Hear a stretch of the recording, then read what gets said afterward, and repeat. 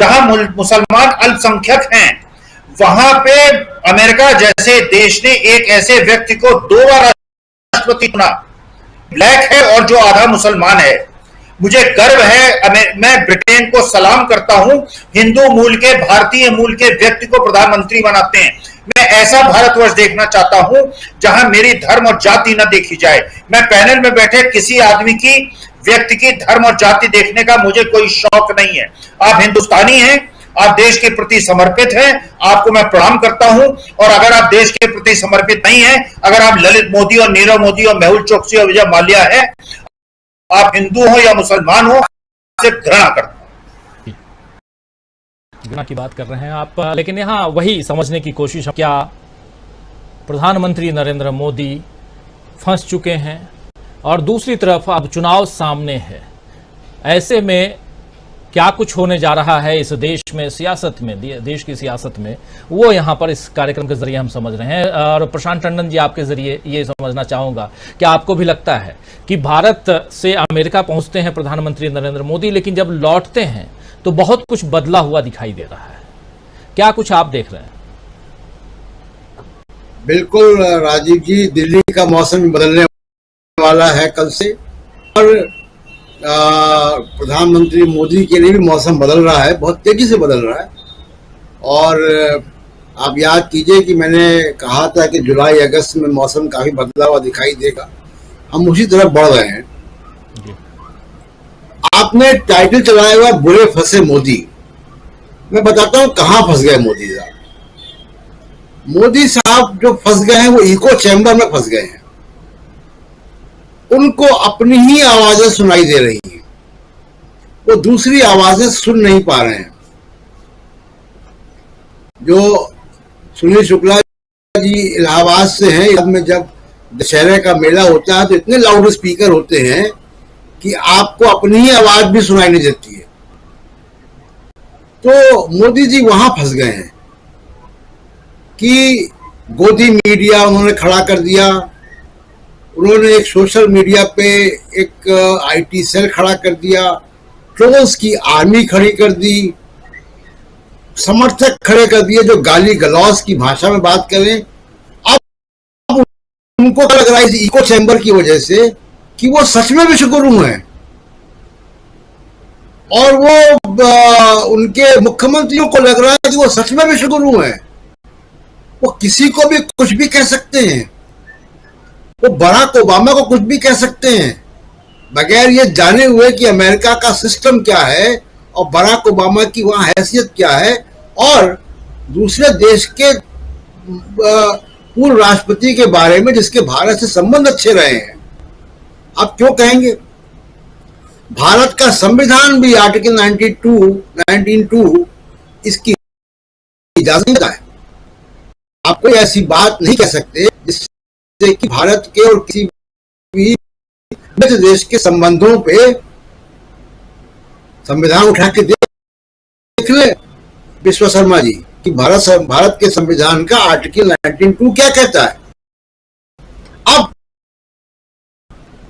ये जो echo chamber है ये गलतियां करेगा, रोज गलतियां करवाएगा, क्योंकि आपको दूसरी आवाजें सुनाई नहीं दे रही है। इंदिरा गांधी क्यों इतना बुरा हार गई जी? उन्होंने भी इको चैम्बर बना लिया था। उनके तो 3-4 लोग थे किचन कैबिनेट में, माखन लाल पोतेदार, आर.के. धवन वगैरह, धीरेन्द्र ब्रह्मचारी। यहां तो दर्जनों हैं, और ये दर्जनों लोग मोदी जी के आंखों के सामने पर्दा डाल दिया है। अब उनको ये है कि उनके अलावा देश में इस पूरी दुनिया वो जर्मनी यूनियन से भी ऊपर है, वो अमेरिका से भी ऊपर है, और किसी की उनको इज्जत करने की आवश्यकता नहीं है। ये उनको लगने लगा है कि वो दुनिया के जो है वो सुपरस्टार हैं, सुपरमैन है, अवतार पुरुष है। इको चैम्बर ने उनको बना दिया है, तो वो जमीनी सच्चाई से वाकिफ नहीं होंगे और इस तरीके की गलतियां करेंगे। लेकिन जो एक्सटर्नल वर्ल्ड है, जो बाहरी दुनिया है,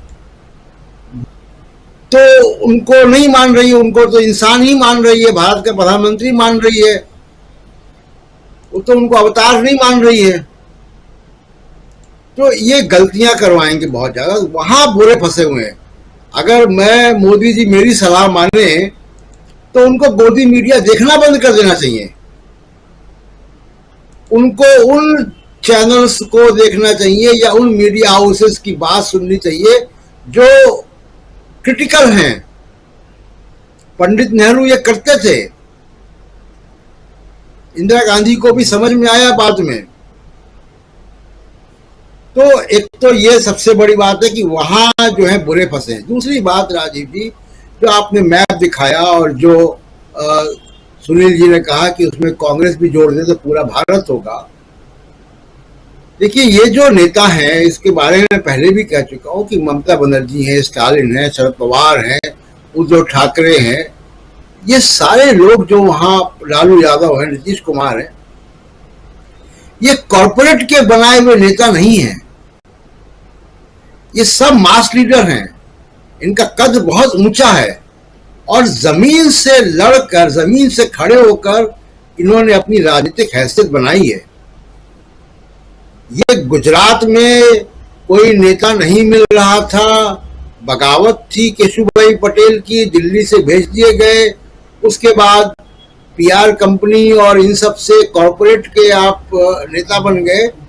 देखिए, मोदी साहब ने ये जो नेता जो आप दिखा रहे हैं, इनकी तरह धरने, प्रदर्शन, रैलियां नहीं की हैं, लाठियां नहीं खाई हैं, जेलों में नहीं गए।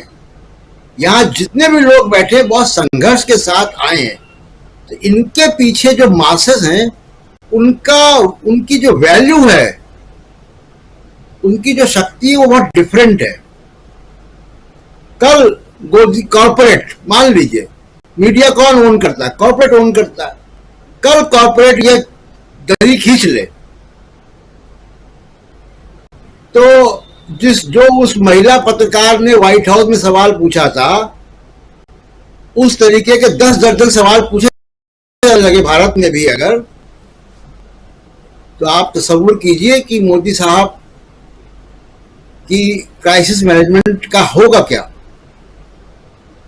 तो इनको क्राइसिस मैनेजमेंट की जरूरत नहीं पड़ती है। ममता बनर्जी या जितने भी लोग हैं वहां पे बैठे हुए, लालू प्रसाद यादव, नीतीश कुमार, ये रोज क्राइसिस मैनेजमेंट करते हैं। इनके यहाँ सीबीआई, ईडी, इनकम टैक्स रोज पहुंचता है, इनके मंत्रियों को जेलों में डाला जाता है। तो ये बहुत डिफरेंट तरीके के जो है नेता हैं और ये बहुत शक्तिशाली नेता हैं क्योंकि अपने दम पे बने हैं। इसलिए मैं कहता हूं आपके चैनल से कई बार कि ये जो कॉर्पोरेट जगत है, जो सिस्टम है, जो ब्यूरोक्रेसी है, इनको मौजूदा स्थिति को इवेल्युएट करना चाहिए। इसकी बहुत ऑब्जेक्टिव एनालिसिस करनी चाहिए कि अमेरिका में क्या हुआ, पश्चिम यूरोप में क्या हो रहा है, जर्मनी किस तरीके का बयान दे रहा है राहुल गांधी के सदस्यता जाने पर, यूरोपियन यूनियन क्या बयान दे रहा है राहुल गांधी की सदस्यता जाने पर, अमेरिका का स्टेट डिपार्टमेंट क्या बयान दे रहा है, अब मोदी साहब के साथ क्या हुआ, भारत में क्या हो रहा है।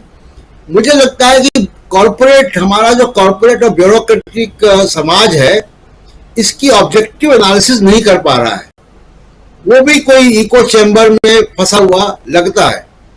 लेकिन मुझे लगता है कि 1-2 महीने में ये चीजें बदलेंगी और इसकी ऑब्जेक्टिव एनालिसिस होगी और उसका असर हमको भारत की राजनीति में दिखाई देने लगेगा।